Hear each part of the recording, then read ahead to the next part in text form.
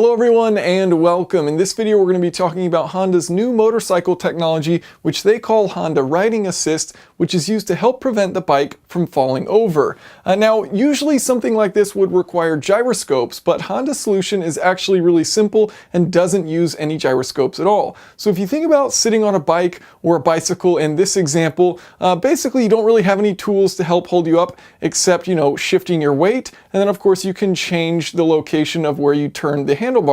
And so as you turn that handlebar, that's the exact same tool that Honda is using in order to help their bikes stay upright. Now, in order to understand how this technology works, we need to talk about trail length. So there's two different trail lengths we're going to be talking about: positive trail length, and this is where the steering axis on the bike lies ahead of where the center of the tire is, and this is good for sporty riding. This is good for pretty much any riding at speed. And then there's something called negative trail length, and this is where the steering axis will lie behind the center of the tire. And so this is good for super low speeds to maintain stability. And so what these do is change how the bike moves when you pivot that steering axis.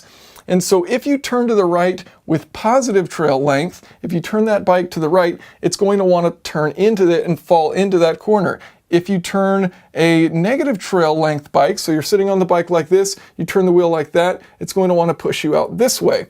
And so to understand how that works, we're looking down on top of the tire. So there's our center point that's actually touching the ground. And if you have positive trail length, that means your pivot point is going to be up here. So if you were to pivot up here, it's going to want to push that center, this whole tire, this direction. And so obviously if you're pushing the tire out that direction, it's going to want to make your bike fall over this way. So you turn the bike in, it pushes the tire that direction, and you fall over. The other side, with negative trail length, if you have that center there, you're pivoting the tire this direction, so you're going to try and turn it like that. You're going to try and push the tire that way rather than like this way. And so that's going to push your bike, of course, that way. And so if you're starting to fall over this direction and you turn the bike in, you turn those handles in, you're going to push yourself back up. So a very simple demonstration here using a coaster and a sheet of paper. You can see that we have positive trail length, so the pivot point is ahead of the center of the tire. If I rotate that, it's going to move the sheet of paper to the left.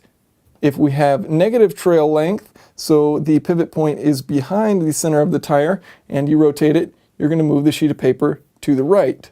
And so this is what Honda is actually doing with their bike. So they've got a simple setup here. You've got a variable slant angle system, which extends the front of the bike out. You've got a steer-by-wire system for low speeds, and you've got this steering motor so that the computer can take over control. So the process is very simple.